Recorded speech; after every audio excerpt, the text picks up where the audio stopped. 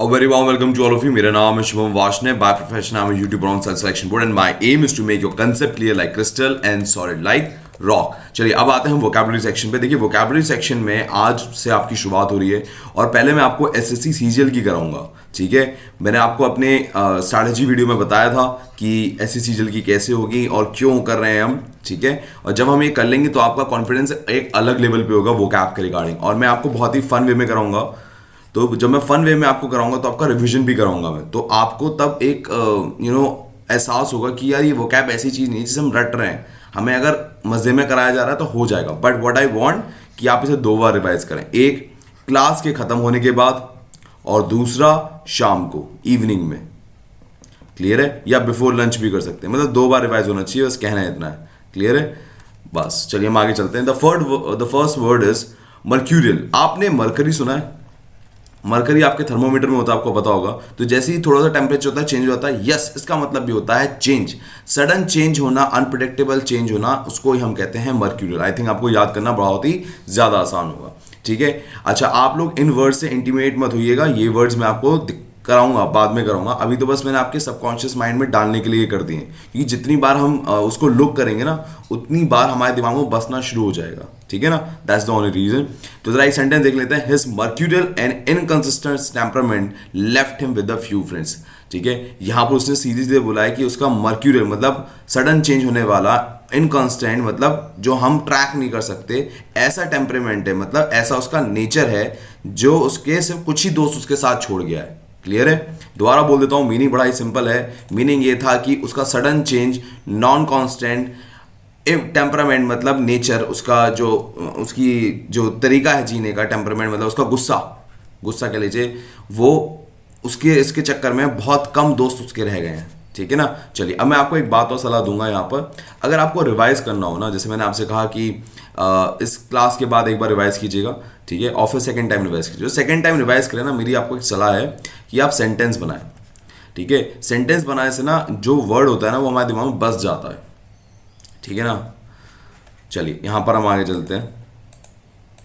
Next word is hyped up. Hyped up आपने हजारों बार सुना होगा, आपकी माँ से सुना होगा आपने. आपकी माँ का नेचर होता है, माँ या पापा दोनों में से किसी एक का होता ही होता है. हाइप्ड अप मतलब होता है कि यार बात जरा सी थी, उसको इंटेंस बना दिया.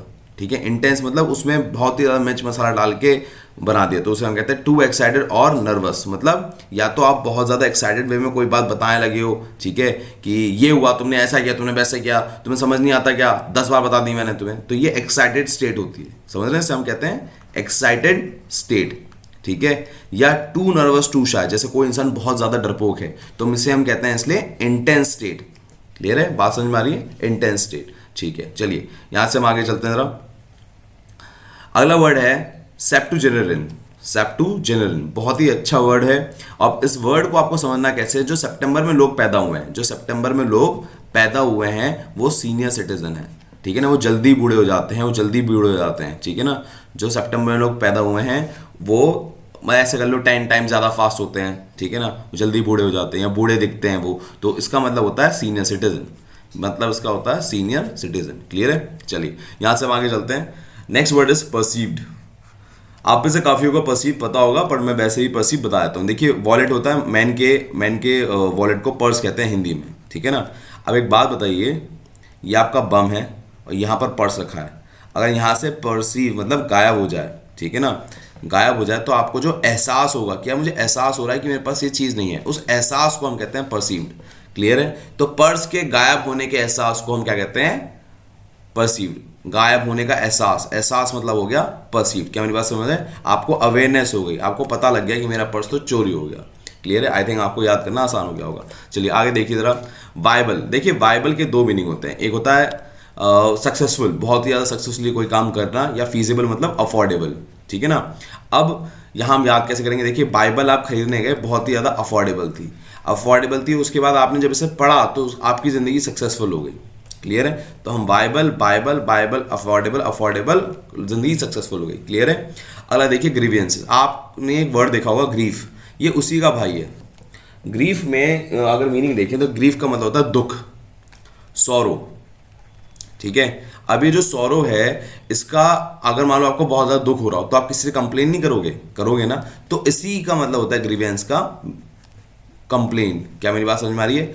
बहुत ज़्यादा इंपॉर्टेंट है ये वर्ड, बहुत ध्यान से देखिए, बहुत कॉमन है। ग्रीवेंसेस, ग्रीव्स, ग्रीफ मतलब दुख, आपने सुना होगा बहुत बार। और दुख जब जब बहुत ज़्यादा हो जाता है तो आप कंप्लेन करते हैं। तो इस वर्ड का ग्रीवेंस का मतलब क्या है? कंप्लेन। क्लियर है? बहुत आसान है, बहुत ही ज़्यादा सिंपल।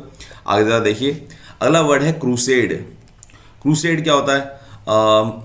ओके, क्रूसेड वैसे तो हम कहते हैं फाइटर को, ठीक है ना, आपको यहाँ लिखा हुआ दिख भी जाएगा, कोई विग्रस एक्शन या फाइट करने को हम क्रूसेड कहते हैं, ठीक है ना। अब मेरी बात हम याद रखें ज़रा, यहाँ पर अगर आपने महाभारत पढ़ी है, महाभारत पढ़ी है, तो उसमें जो हमारे पांडव थे ना, पांडव, वो क्रूसेडर थे। उन्होंने अपने हक के लिए, अपने डिफेंस के लिए लड़ा था। जब अपने डिफेंस के लिए आप लड़ते हैं तो यहाँ पर आप क्रूसेड कहते हैं, डिफेंस और एडवांसमेंट, ठीक है ना। जब आप आगे बढ़ रहे हैं, अपने हक के लिए लड़ रहे हैं, तो हम उसे क्रूसेड कहते हैं। मेरी बात ध्यान सुनिए, क्रूसेड आप कैसे याद करेंगे? देखिए, क्रूअल औरत साड़ी वाली घर में लड़ाई कराती है। आपको याद होगा जो आपके हिंदी सीरियल्स होते हैं उनमें ऐसे होता है, क्रूअल औरत साड़ी पहनने वाली वो घर में लड़ाई कराती है, तो इसका मतलब क्या हुआ? फाइट। क्लियर है? चलिए, अगला है vulnerability. Vulnerability is one of the most common word. अगर आपने वनरेबिलिटी नहीं पता ना तो आपकी ज़िंदगी झंड है, मैं सच बोल रहा हूँ, मजाक नहीं कर रहा। ये एग्जाम में 50वीं बार आ चुका है, सीडीएस में पता नहीं 50वीं बार आ चुका है, एनडीए में 50वीं बार आ चुका है, एससी सीजन में 50वीं बार आता है। जब भी मैं कहता हूँ ना शायद ये नहीं आएगा, यही आ जाता है वर्ड, पता नहीं क्या चक्कर है। तो तब से मैंने ये वर्ड ना पकड़ना ही शुरू कर दिया, मैंने भैया ये तो आएगा ही आएगा, कहीं ना कहीं तो आता ही आता है, ठीक है। तो वनरेबिलिटी मतलब क्या होता है? आपने गिद्ध सुने? गिद्ध, गिद्ध होते हैं, एक वल्चर नाम का एनिमल होता है, मैं आई थिंक सही बोल रहा हूँ कि नहीं बोल रहा, वल्चर और गिद्ध, मतलब चील जैसी होती है ना, हाँ हाँ, गिद्ध ही होते हैं, गिद्ध। तो गिद्ध होते हैं, गिद्ध का काम क्या होता है? अगर सामने मांस पड़ा हो ना तो आके नौच के खा जाते हैं, समझ लो। मान लो एक रैबिट है, ये एक रैबिट है और वल्चर ने देखा ये तो अकेला रैबिट है, इसे आएंगे खा जाएंगे, पकड़े नौच के खा जाएंगे, और ये सब मिलके खाते हैं, नौच के खा जाते हैं। एक वल्चर कभी नहीं दिखेगा आपको, कभी भी एक वल्चर नहीं होता। वल्चर एक बर्ड होती है जो नौच के खाती है, वो अकेले नहीं दिखती है, वो बहुतों के साथ दिखती है, 4 5 10 15 ऐसे वल्चर होंगे, वो नौच के खा जाएंगे इसे। अब ज़रा सोच के देखिए, क्या ये रैबिट कमज़ोर है? क्या ये वीक है? हाँ, और वल्चर इसे आके खा जाएगा, नौच के खा जाएगा। तो वनरेबिलिटी मतलब क्या होता है? कोई स्टेट ऑफ बीइंग एक्सपोज, या मतलब आप कोई वीक इंसान है, बहुत ही वीक इंसान है, उसको हम कहते हैं डिफेंसलेस कहते हैं हम लोग। क्या बोलते हैं उसे? डिफेंसलेस। क्या यहाँ पर रैबिट कोई डिफेंस कर सकता है? नहीं। तो जो डिफेंसलेस हो वो उसके लिए हम कहते हैं वनरेबिलिटी, क्योंकि उसे वल्चर आके खा जाता है। ये हमारी कहानी है, ठीक है ना। चलिए अब आते हैं मीलू। मीलू एक बिल्ली का नाम है, ये आपको याद रखना है। मीलू एक बिल्ली का नाम है और बिल्ली मर गई है, वो बिल्ली मर गई है, डेड हो गई है। अब उसके डेड होने से उसकी जो लाश है आपकी गेट पे पड़ी है, तो एनवायरनमेंट कैसा हो जाएगा? बदबूदार, सैड। तो जैसा सोशल एनवायरनमेंट हो जाता है उसको हम कहते हैं मीलू। अब जरा इस पर एक सेंटेंस देखते हैं, वरना ये आपको आएगा नहीं। देखिए जरा ध्यान से देखिए, as the son of legendary pianist Henry grow up in a musical milieu. Cut, मैं दोबारा बोलता हूँ, मैंने क्या बोला, मैं यहाँ पर थोड़ा आई थिंक प्रोनाउंसिएशन गलत बोल दिए, मेरी बात ध्यान सुनिएगा। पैन चल जा भाई, हाँ देखिए जरा ध्यान से देखिए, दोबारा बोलता हूँ मैंने थोड़ी प्रोनाउंसिएशन गलत बोल दी है। As son of the legendary pianist, as the son of legendary pianist Henry grew up in a musical milieu. Milieu, अब ये मिलू क्या मतलब? म्यूजिकल मिलू मतलब कम्युनिटी, एनवायरनमेंट। बात समझ में आ रही है? उस एनवायरनमेंट में पैदा हुआ है वो बच्चा, ठीक है ना। अब एग्जाम्पल मान लीजिए, मैं यहाँ पर कहूँ कि कुछ लोग बड़े रिच हैं और उस रिच खानदान में ये एक लड़का पैदा हुआ है, तो मैं क्या कहूँगा? इन अ रिच एनवायरनमेंट या वेल्दी एनवायरनमेंट, एग्जैक्टली। अब उस वेल्दी एनवायरनमेंट, जहां पर आपने एनवायरनमेंट लिखा है, उस एनवायरनमेंट की जगह आप क्या ले सकते हो? मिलू, इन अ वेल्दी मिलू। आई होप मेरी बात समझ में आ गई हो। तो मिलू मतलब होता है एनवायरनमेंट, माहौल, ठीक है ना। तो इसका मतलब हो गया मिलू। तो हमारी कहानी क्या थी? एक बिल्ली थी, वो मरी थी, गेट पे मरी थी। गेट पे मरने के कारण आपके घर के आसपास बदबू हो गई थी, तो आपका एनवायरनमेंट कैसा हो गया? बदबूदार। तो बदबूदार से आप याद रखेंगे मिलू, ठीक है ना। चलिए यहां तक हो गया। अगला वर्ड है इनइक्विटी। इनइक्विटी मतलब क्या होता है? आपने इक्वालिटी सुनी है? हाँ से सुनिए, इक्वालिटी मतलब तो आप और मैं बराबर हैं, वेरी गुड। आप कोर्ट गए इक्वालिटी की लड़ाई करने, 2 मिनट के लिए मान लीजिए आप शेड्यूल कास्ट हैं, ठीक है ना। आप शेड्यूल कास्ट से आप कोर्ट में गए लड़ाई करने के लिए कि मुझे इक्वालिटी चाहिए, मेरे साथ बदतमीजी कर रहा है। आपको कोर्ट ने कहा मैं आपको इनइक्विटी देता हूँ। इनइक्विटी मतलब मैं आपको जस्टिस नहीं देता हूँ, जो आपके साथ सही हुआ है एकदम सही हुआ है, आपको इक्वालिटी नहीं मिलनी चाहिए थी।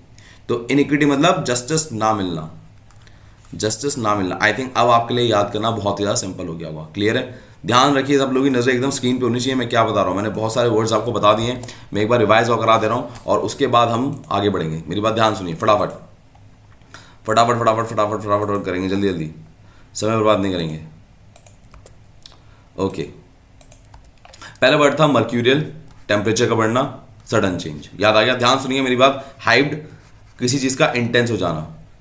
याद आ रहा है? मम्मी हाइप्ड हो जाती थी।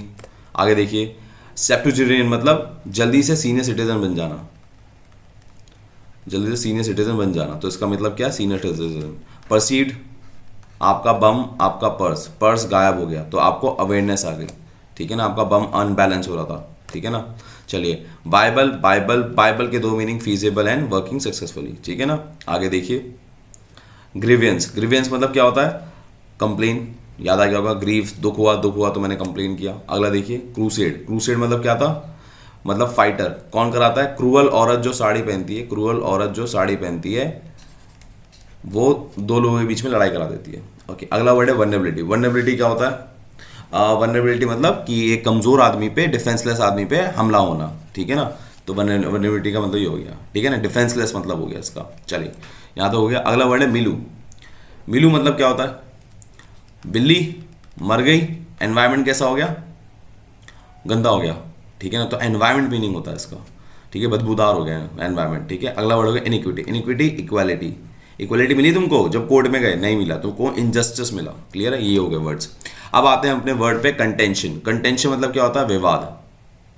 मान लीजिए आपने किताब लिखी, आपने किताब लिखी और उसका कंटेंट एग्जैक्टली कॉपी पेस्ट कर दिया किसी और आदमी ने, किसी और आदमी ने कॉपी पेस्ट कर दिया, तो क्या आपके बीच में विवाद नहीं होगा? क्या आपके बीच में लड़ाई नहीं होगी? तो कंटेंशन हो गया, वजह, विवाद, ठीक है ना। अगर मैं कहूं एक ईडियम होता है बोन ऑफ कंटेंशन, पता नहीं आपको पता ही नहीं पता, एक ईडियम होता है, मैं अभी करा देता हूं। बोन ऑफ कंटेंशन होता है लड़ाई की वजह, लड़ाई की वजह, ठीक है। और कंटेंट मतलब क्या हो गया? विवाद। याद रहेगा? कंटेंट मैंने आपको कैसे याद कराया? किसी किताब का कंटेंट कॉपी पेस्ट आपसे बिना पूछे कर लिया है, मतलब आप राइटर हैं और आपसे ही आपका कंटेंट कॉपी पेस्ट कर लिया बिना पूछे, तो आपके बीच में विवाद होगा, कोर्ट जाओगे, लड़ाई करोगे, जो भी करोगे, तो ये होता है। क्लियर है? आगे देखिए जरा, देखिए अगला वर्ड है स्टबल। स्टबल कैसे याद करना है? आपने टब सुना है? हाँ, टब में आपने देखा होगा जानवरों को खाना दिया जाता है, तो यहाँ पर याद रखिए टब में चारा दिया जा रहा है। क्या याद रहेगी बात? बहुत ही सिंपल है, ठीक है ना। चलिए, यहाँ तक हो गई बात। यहाँ से आगे चलते हैं जरा। फ्लेक्सिबल। फ्लेक्सिबल मतलब क्या होता है? लचीलापन। ये तो आपको पता होगा, फ्लेक्सिबल में लगता नहीं आपको कोई दिक्कत होगी, फ्लेक्सिबल बड़ा आसान है। अगला वर्ड है रिकंसिलेटरी। रिकंसिलेटरी मतलब क्या होता है? ये अच्छा वर्ड है, बहुत अच्छा वर्ड है, एग्जाम में देखा भी गया कई बार। रिकंसिलेटरी मतलब होता है कि आप to win over the friendliness, मतलब आपके अंदर मतलब एक समझौता सा हो गया, भाईचारा वाला समझौता। जैसे हिंदुस्तान पाकिस्तान के बीच में समझौता हो गया, इतना समझौता हो गया, शादियां हो रही है बीच में, इतना अच्छा समझौता हो गया, रिकंसिलेटरी, ठीक है ना। ये पुराने टाइम में दो राजाओं के बीच में होता था, बिटवीन टू किंग ये होता था। जैसे क्या होता था वहाँ पर, मान लो हमें फ्रेंडली रिश्ते बनाने, तो यहाँ की घर की बहू यहाँ जाएगी, यहाँ की औरत यहाँ जाएगी। क्लियर है? तो यहाँ पर बेटियों को भेजा जाता था शादियों के लिए, ठीक है ना, जिससे हमारी मित्रता बनी रहे, ठीक है ना। तो रिकंसिलेटरी मतलब हो गया, रिकंसिलेटरी मतलब हो गया फ्रेंडलीनेस, ठीक है ना, win over the friendliness. Clear है? अब जरा इसका सेंटेंस देख लेते हैं वरना आपको समझ आएगा। The reconciliatory hug between the brother following their misbehaviour became the highlight of the evening. मतलब पहले तो बदतमीजी कर रहे थे, फिर उन्होंने हग कर लिया, जिसकी वजह से ये बात न्यूज़ में उठ गई, मतलब हाईलाइट हो गई शाम में, कि यार कल तक तो लड़ रहे थे, ऐसे लड़ रहे थे, बस पूछो मत, आज साले गले मिल रहे हैं, ठीक है। तो रिकंसिलेटरी, तो ठीक है, फ्रेंडलीनेस बनाना, ठीक है। चलिए, यहाँ पर अब देखिए रिकंसिलेटरी हम कैसे याद करेंगे, ठीक है। रिकंसिलेटरी याद करने का सबसे आसान तरीका ये है, आपने काउंसिल का नाम सुना है? काउंसलर होता है, अगर आपको कोई दिक्कत होती है तो आप काउंसलर के पास जाते हो, सर मुझे बता दो, मुझे समझ नहीं आ रहा, तो आप दोनों लड़ रहे थे, आप दोनों काउंसलर के पास गए, उसने आपकी दोस्ती करा दी, तो दोस्ती कराने को कहेंगे हम रिकंसिलेटर। क्लियर है? बहुत ही आसान था। अगला देखिए, फैसिलिटेशन। फैसिलिटेशन क्या होता है? फैसिलिटी, फैसिलिटी सुना है ना, कि भैया आपके पास फॉर एग्जांपल कोई चीज़ चाहिए, आप गए बॉलिंग एले गए, बॉलिंग एले गए, वहाँ पर आपके पास बॉल्स ही नहीं है, बॉलिंग एली पता है ना, चलो बॉलिंग एली छोड़ते हैं, पता नहीं कुछ लोगों को पता ही ना हो बॉलिंग एली क्या होता है। ओके, आप रेस्टोरेंट में गए, अच्छी अच्छी चीज़ें थी वहाँ पर खाने के लिए, सारी फैसिलिटीज़ थी, वेटर भी तमीज़ में बात कर रहा था, तो इससे हम कहेंगे फैसिलिटीज़। आपके पास फैसिलिटीज़ हैं, ठीक है ना। अब वहाँ पर जब अगर मान लो जैसे ही आप रेस्टोरेंट में आए, आपको फूल दिए जाएं, आपके माथे पे तिलक लगाया जाए, तो उसको क्या कहेंगे? फैसिलिटेशन। मतलब आपका वेलकम किया जा रहा है, गेट पे ही आपका वेलकम। आप रेस्टोरेंट में घुसे, रेस्टोरेंट में घुसते ही आपका वेलकम करा जा रहा है, कैसे? आपको फूल दिए, आपके टीका लगाया, ठीक है, ये सब किया, तो इसको हम कहते हैं फैसिलिटेशन, मतलब वेलकम करना किसी का, ठीक है। चलिए आगे देखते हैं जरा। लॉपसाइडेड, ये बहुत अच्छा है। आप सबने लॉबस्टर देखा है? मैं आपको देख रहा हूँ, केकड़ा, केकड़ा कहते हैं उसे। लॉबस्टर मतलब केकड़ा, ऐसा दिखता है केकड़ा कुछ। नहीं देखा तो मैं दिखा देता हूँ।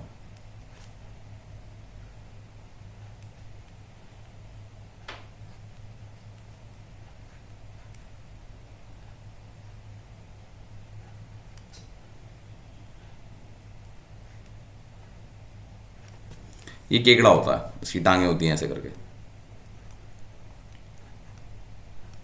ठीक है।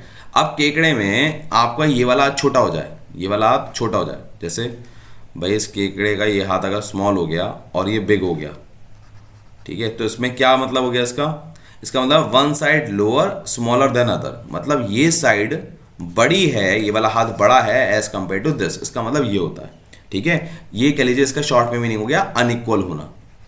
तो एक लॉबस्टर है, उसके हाथ पैर बड़े छोटे हैं, अनइक्वल हैं। क्लियर है? बहुत ही सिंपल था। ओके, चलिए बहुत बढ़िया, बहुत बढ़िया। आगे देखते हैं जरा। एजिटेशन। एजिटेशन मतलब क्या होता है? एजिटेशन मतलब होता है कि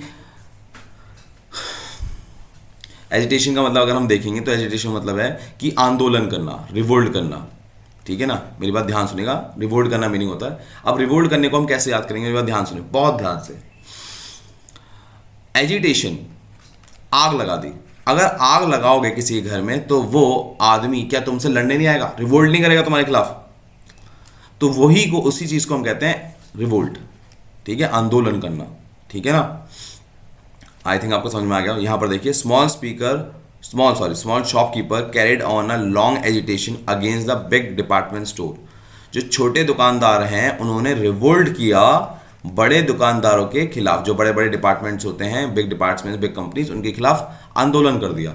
अब याद रखना, अगर मान लो आप उसको ऐसे भी लगाओ, छोटे शॉपकीपर ने लड़ाई करी क्योंकि उसके घर पे या उसकी दुकान पे आग लग गई, तो बड़े डिपार्टमेंट से लड़ने आ गया। तो एजिटेशन का मतलब आंदोलन हो गया। ये कभी कभार लड़ाई भी आ जाता है, फाइट बैक भी आ जाता है मीनिंग में, ठीक है ना। तो आप याद रखिएगा, ऐसी मेरी कहानी से याद रखिएगा, आग लग गई तो लड़ने आ गया, आपने मेरे घर में आग लगाई तो मैं आपसे लड़ने आ गया, ठीक है ना। तो एजिटेशन मतलब हो गया रिवोल्ट, ठीक है, या फाइट बैक, ठीक है। चलिए यहां तक आपको बात समझ में आ गई होगी। आगे देखिए, नॉट विथ स्टैंडिंग। ये यस एक ही पूरा वर्ड है, ये ऐसे ही लिखा जाता है, नॉट विथ स्टैंडिंग। अब नॉट विथ स्टैंडिंग मतलब क्या होता है? बावजूद। मतलब सोच के देखिए जरा, आपका एक दोस्त है, आपका, ये हम 3 लोग बनाते हैं, 3 लोग बनाते हैं, ठीक है। मान लेते 2 मिनट के लिए ये आप हैं, ठीक है ना, ये आप हैं, ठीक है ना, और ये 2 लोग हैं, ये आपका फ्रेंड था। आपका फ्रेंड मुसीबत में आपके साथ नहीं खड़ा हो रहा, बाकी दोस्तों के साथ घूमने जा रहा है, तो ये हो गया नॉट विथ स्टैंडिंग। मतलब इंस्पाइट ऑफ मेरी डिफिकल्टीज, मेरे पास तकलीफें हैं, मेरे साथ नहीं खड़ा हो रहा, दोस्तों के साथ घूमने जा रहा है, तो ये क्या हो गया? इंस्पाइट ऑफ मतलब बावजूद, इसके बावजूद। क्लियर है? आई थिंक आपको क्लियर हो गया होगा, ठीक है ना। मेरे साथ ना खड़े होकर कहीं और चले जाना जब मेरे को जरूरत है, इंस्पाइट ऑफ माई नीड, ठीक है ना, यहाँ पर इंस्पाइट ऑफ नीड कह लो। चलिए आगे चलते हैं जरा। The next word is reluctant. Reluctant मतलब क्या होता है? देखिए जरा, रिलक्टेंट अगर आप मीनिंग देखेंगे तो इसका मतलब होता है अनविलिंगनेस, ठीक है ना। आपका लक आपके साथ नहीं है, वो भगवान चाहते हैं कि लक आपका साथ ना हो, तो विलिंगनेस नहीं है भगवान की कि आपको लक दे, तो आप रिलक्टेंट याद कर सकते हैं। क्लियर है? रिलक्टेंट मतलब आपका लक आपके साथ नहीं है, ठीक है ना। अनविलिंग, आपका लक आपको फॉलो ही नहीं कर रहा। क्लियर है? ठीक है। चलिए जरा यहाँ पे देखिए, she was reluctant to admit that she was wrong. अब मीनिंग देखिए यहाँ पर, वो अनविलिंग थी एडमिट होने के लिए कि वो गलत है। क्या मेरी बात समझ में आ रही है? वो अनविलिंग थी, वो चाहती नहीं थी, ठीक है ना, कि एडमिट करना कि वो गलत है, क्लियर है। अब यहाँ पर हम दोबारा मीनिंग बता रहे हैं, मैं आपको दोबारा कहानी बताता हूँ, सुनो मेरी बात। रिलक्टेंट, मेरी बात ध्यान सुनिए, सबकी नजर स्क्रीन पे होनी चाहिए। रिलक्टेंट का मतलब क्या हुआ कि जो आपका लक है, जो आपका लक है वो भगवान ने आपको दिया ही नहीं, वो अनविलिंग है भगवान आपको देने के लिए। तो अनविलिंगनेस को, कोई चीज ना मिलना, कोई चीज ना देना, ठीक है ना करना, उसको हम अनविलिंग कहते हैं। आई एम नॉट विलिंग, मेरी दिल की इच्छा ही नहीं है। रिलक्टेंट मतलब मेरी दिल की इच्छा ही नहीं है। शी वॉज रिलक्टेंट, उसके दिल की इच्छा ही नहीं थी कि वो मान जाए कि वो गलत है। बात समझ में आ रही है? रिलक्टेंट। तो आपका लक आपके साथ है ही नहीं, भगवान चाहते ही नहीं है आपको लक देना, उनकी दिल की इच्छा ही नहीं है भगवान की कि आपका लक आपके साथ हो, ठीक है। दिल की इच्छा ना होना, दिल की इच्छा ना होना, ठीक है ना। चलिए आगे चलते हैं। अब आता है रिम्यूनरेटिव। रिम्यूनरेटिव मतलब क्या होता है? लाभकारी, ठीक है। लाभकारी मतलब, लाभकारी मतलब ये कह लो कि फाइनेंशियली रिवॉर्डिंग, मतलब बहुत ही ज़्यादा आपको बेनिफिट मिल रहा है, ठीक है ना। चाहे वो पैसे का बेनिफिट हो सकता है, चाहे वो आपको किसी फॉर्म में वेल्थ मिल रही है, प्रॉपर्टी मिल रही है या कुछ, वो बेनिफिट हो सकता है। क्लियर है? That's called remunerative. I think मेरी बात क्लियर हो गई होगी आपको। चलिए अब ज़रा रेम्यूनरेटिव को ज़रा देखते हैं ज़रा। रेम्यूनरेटिव में आपके पास यहाँ पर याद कैसे करेंगे इसको? अगर घर में रिमोट मिल जाए, घर में जब आप छोटे थे रिमोट आपको मिल जाए, तो क्या वो एक रिवॉर्ड जैसा नहीं होता था कि हाँ यहाँ का राजा तो मैं ही हूँ, बस वैसे ही आपको रिम्यूनरेटिव याद करना है, ठीक है ना। रिम्यूनरेटिव मतलब फाइनेंशियल रिवॉर्डिंग या कोई ल्यूक्रेटिव या कोई ऐसा अवार्ड मिलना जो आपके लिए बहुत ही ज़्यादा आपको वेल्दी बना दे। तो बचपन में हमारे को रिमोट मिल जाना बहुत बड़ा वेल्दी होता था। क्लियर है? चलिए आगे देखिए जरा, आगे वर्ड है इडियम फ्रेजेस, ठीक है।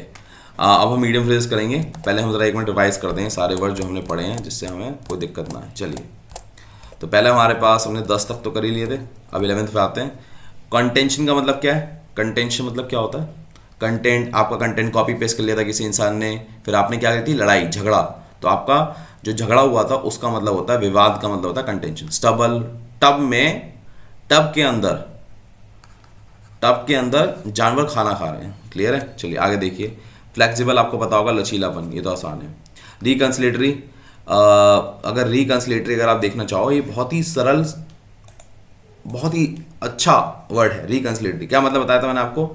आपने काउंसलर के पास गए थे और दो दोस्तों में बीच में बातचीत कराकर दोस्ती वापस लेकर आए थे आप। क्लियर है? तो फ्रेंडलीनेस, संधि होना, ठीक है ना। फैसिलिटेशन, फैसिलिटेशन क्या था? हमने देखा था रेस्टोरेंट में बहुत सारी फैसिलिटीज थी, बट उससे पहले हमारा वेलकम बहुत अच्छा हुआ था। रेस्टोरेंट में खाना खाने से पहले हमारा वेलकम बहुत अच्छा हुआ था, वेलकम था इसका मतलब। लॉपसाइडेड, हमने एक लॉबस्टर बनाया था, ठीक है। केकड़ा, केकड़े में क्या थी? एक साइड बड़ी थी, एक साइड छोटी थी। क्लियर है? एजिटेशन, आग लग गई, आपके घर में किसी ने आग लगा दी, क्या आप लड़ने जाओगे? जाओगे। Not with standing, not with standing मतलब क्या होता है? कि इन स्पाइट ऑफ, नीड है आपको, आपको जरूरत है उसकी, फिर भी आपके साथ खड़ा नहीं हो रहा, ठीक है ना। बिल्कुल। चलिए आगे देखिए जरा। अगला वर्ड होता है आपके सामने रिलक्टेंट। आपका लक भगवान ने देना चाहा ही नहीं, भगवान चाहता ही नहीं है, तो चाहना, दिल से नहीं चाहता मैं, तो उसको हम कहते हैं रिलक्टेंट। अगला है रिम्यूनरेटिव। रिम्यूनरेटिव क्या होता है? रिम्यूनरेटिव मतलब होता है कि जो रिमोट है वो आपको मिल गया, तो आप क्या हो गया? एक रिवॉर्ड सा मिल गया, फाइनेंशियल रिवॉर्ड हो गया कि मैं घर का राजा सा हो गया, ठीक है। ल्यूक्रेटिव बोनस मिल गया। क्लियर है? ओके, तो आपका प्रॉफिट हो गया। अगर आपके पास रिमोट है तो आपका ही प्रॉफिट है। क्लियर है? आप ऐसे भी याद कर सकते हो। चलो अब आते हैं इडियम फ्रेज पे, बहुत आसान है। Sweeping statement. स्वीप मतलब होता है पोंछा लगाना, ठीक है ना। अगर आप ध्यान से देखो, जो आपकी मेड होती है वो पोंछा लगाते हुए बहुत बातें करती है, थॉटलेस बातें करती है, कुछ भी बातें करती है, ठीक है ना। तो उसे हम कहते हैं थॉटलेस स्टेटमेंट। और लेट्स सी, आप समुद्र में थे, आपका सारा सामान समुद्र में गिर गया, ये शिप पलट गया, शिप पलटने से सारा सामान समुद्र में गिर गया, तो आप पजल नहीं होंगे क्या चीज़ पकड़ूं, क्या चीज़ ना पकड़ूं, क्या चीज़ बचाऊं, क्या चीज़ ना बचाऊं, ठीक है। एनफ रोप, एक जानवर है, उस जानवर को इससे बांध दिया, तो वो कहाँ तक जा सकता है? जहाँ तक रोप है, तो उस पर इनफ फ्रीडम है, जहाँ तक जाना है। मान लो घास यहाँ तक है, यहाँ तक घास ही घास है, तो जहाँ तक आपको फ्रीडम दी गई है वो इनफ है, ठीक है। Enough freedom for action. Clear है? By fits and start. देखिए फिट्स एंड स्टार्ट मतलब क्या होता है? फिट्स एंड स्टार्ट का सेंस ये है कि इरेगुलरली कोई काम होना। सर इरेगुलरली, हाँ मैं बताता हूँ, देखिए जरा। स्टार्ट तो मतलब शुरुआत है, फिट मतलब रोकना हो गया, ठीक है ना। फिट्स मतलब हो गया रोकना, तो रुक रुक के काम करना उसे होते हैं इरेगुलरली, जैसे हम गड्ढों कह सकते हैं। सड़क पे अगर गड्ढे हैं तो वो क्या हो गया, फिट्स एंड स्टार्ट, वो आपको कभी चला रहे हैं कभी नहीं चला रहे हैं, कभी स्मूथ रोड आ गई कभी एकदम गड्ढा आ गया, तो आपका फिट्स एंड स्टार्ट हो जाएगा। क्लियर है। अगला देखिए, fail foul of. Fail foul of, fail foul of मतलब होता है ट्रबल में आना। फेल फाउल ऑफ मतलब होता है ट्रबल में आना। देखिए अगर मान लो आप फाउल करोगे, अगर मान लो आप फुटबॉल खेल रहे हो, आप फाउल करोगे तो क्या आपको ट्रबल में नहीं आओगे? आप आओगे, बिल्कुल आओगे, वही तो कह रहा है ये। ठीक है, चलिए अब एक और कहानी देखेंगे, ध्यान से देखेंगे सब लोग। टोकन स्ट्राइक, ध्यान सुनेंगे, सब लोग की नजर स्क्रीन पे होनी चाहिए एकदम, सब लोग की नजर एकदम स्क्रीन पे। टोकन स्ट्राइक मतलब क्या होता है, मान लो आप फुटबॉल खेल लो, आपको स्ट्राइक वाला कार्ड देते हैं, येलो रेड रंग का, हाँ सा देते हैं, तो मतलब वार्निंग देना। ठीक है ना, वार्निंग देना, उसको हम कहते हैं वार्निंग। येलो कार्ड मिल गया, वार्निंग मिल गई। ठीक है ना। अगला होता है phase the music. Phase the music मतलब क्या होता है, मैं बताता हूं आपको। फेज द म्यूजिक मतलब होता है कि आप यहां पर इंसेंट डांट खा रहे हैं, डांट खाना। ठीक है, ये वर्ड रेप्रिमेंडेड है, बहुत बार एग्जाम में आता है, फिर कभी कराऊंगा मैं आपको। फिलहाल इसको आप याद करें, डांट खाना, लंबी डांट खाना। ठीक है ना, जैसे आपकी मम्मी करती हैं, मम्मी या पापा करते होंगे, डांटने के नाम पर आएंगे, 15-20 मिनट आधे घंटे तक सुनाए जा रहे हैं, सुनाए जा रहे हैं, सुनाए जा रहे हैं, सुनाए जा रहे हैं, तो लंबी डांट खाने को हम कहते हैं फेज द म्यूजिक। क्या मेरी बात क्लियर है? हाँ से क्लियर है। चलिए यहां तक हो गई बात। Look down upon, look down upon मतलब क्या है, मान लो ये एक आदमी है, और हम वो पुराने टाइम में आ जाते हैं जब यहाँ पर कास्ट सिस्टम बहुत गंदा वाला था, तो उसमें क्या है कि ये आदमी शेड्यूल कास्ट और SC OBC को लुक डाउन अपॉन करेगा, हेट करना।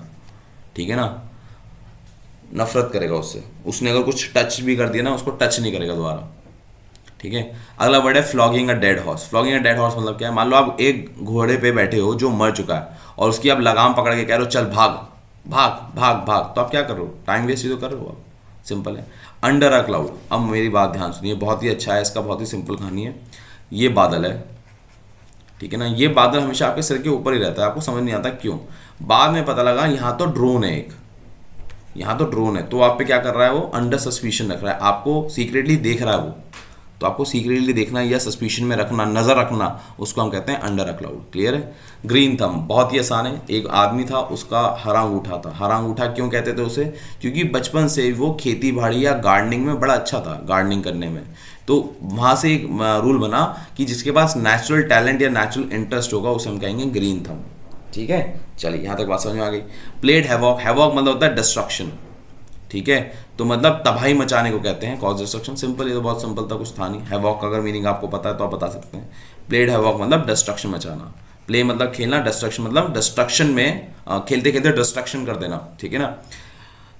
चलिए, या आप कह सकते हो तबाही मचाने वाला खेल, ये ज़्यादा अच्छा है बोलने में, खेलते खेलते तबाही, ये थोड़ा अजीब सा लग रहा था, तबाही मचाता हुआ खेल। ठीक है ना। नो लव लॉस बिटवीन, इसका मतलब क्या होता है, दो लोग हैं, जो लव था वो उड़ गया है, नो लव लॉस बिटवीन। ठीक है ना, नॉट ऑन गुड टर्म, अब उनके अच्छे रिश्ते नहीं रहे। अच्छा आप जरा मुझे एक बात बताइए, जब हम रिश्ते बनाते हैं, जब हम रिश्ते बनाते हैं, संधि बनाते हैं, समझौते बनाते हैं, तो उसको हम क्या कहते हैं, उसको हम क्या कहते हैं इंग्लिश में? मैंने अभी आज आपको पढ़ाया भी है।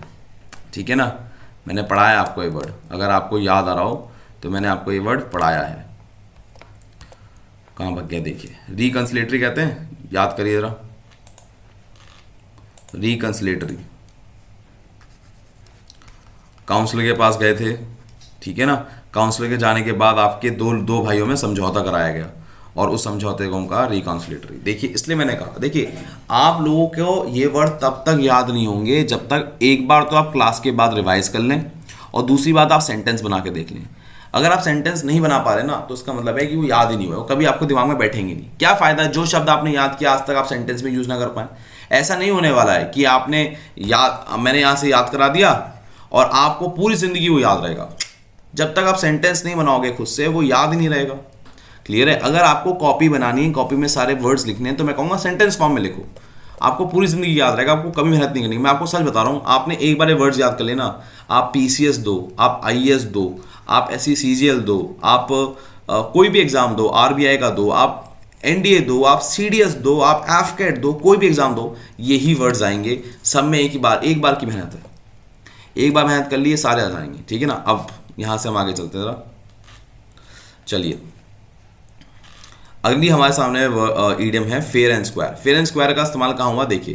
पहले क्या होता था, औरतों को छोटा समझा जाता था। तो दो औरतों ने मतलब एक आदमी ने, एक बॉय ने एक स्क्वायर बनाया, एक औरत ने, एक गर्ल ने मतलब स्क्वायर बनाया।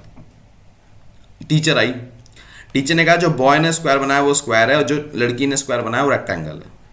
तो क्या वो ऑनेस्टली काम हुआ? नहीं। तो यहां से बनाया फेयर एंड स्क्वायर, मतलब किसी काम को ऑनेस्टली करने के लिए हम कहते हैं फेयर एंड स्क्वायर। मतलब फॉर एग्जांपल बॉयज और गर्ल्स का फुटबॉल मैच हुआ तो हम कहेंगे it's a fair and square match, it's a fair and square match, मतलब एक ऑनेस्ट मैच था वो। क्लियर है? तो बॉयज एंड गर्ल्स का अगर स्क्वायर एक बराबर है तो आप ऑनेस्टली बताइए ना कि वो सही है बना है। आप झूठ क्यों बोल रही हैं कि वो लड़का है तो उसको प्रिविलेज दे दिया, लड़की है उसको प्रिविलेज नहीं दिया। क्लियर है? चलिए, यहां तक हो गया। अब इसके बाद हम आगे चलते हैं जरा। White elephant. व्हाइट एलिफेंट क्या है? मान लीजिए आपका छोटा भाई है कोई और वो सफेद हाथी खरीद के लिया है जो करीबन 2 लाख का था। तो आपको नहीं लगता आपके भाई ने एक ऐसी चीज खरीद ली है जिसका कोई काम नहीं है? यही तो मतलब है कॉस्टली एंड ट्रबलसम पोजेशन। आप सफेद हाथी घर में खरीद के लिया है, अब उसको खाना भी खिलाना है, पानी भी पीना है, सब करना है। कहाँ से आएगा खर्चा इतना? बेमतलब की चीज खरीदी है। आउट एंड आउट मतलब क्या होता है? आउट एंड आउट मतलब टोटली, मतलब मैं ऐसे कहता हूँ ऑल आउट। मेरी बात ध्यान सुनिए, मैंने इस ईडियम को ही चेंज कर दिया है। मैं कहता हूँ ऑल आउट। ऑल आउट मतलब टोटली, याद रहेगा। ऑल आउट से आप याद कर सकते हैं आराम से टोटली। क्लियर है? On the cuff. On the cuff, cuff क्या होता है? हमें हैंड कफ सुना है? हैंड कफ क्या होता है? हथकड़ियाँ। आपके हाथ में हथकड़ियाँ बंधी हुई हैं, ठीक है ना। अगर आपको, अब मेरी बात ध्यान सुनो, बहुत ध्यान से।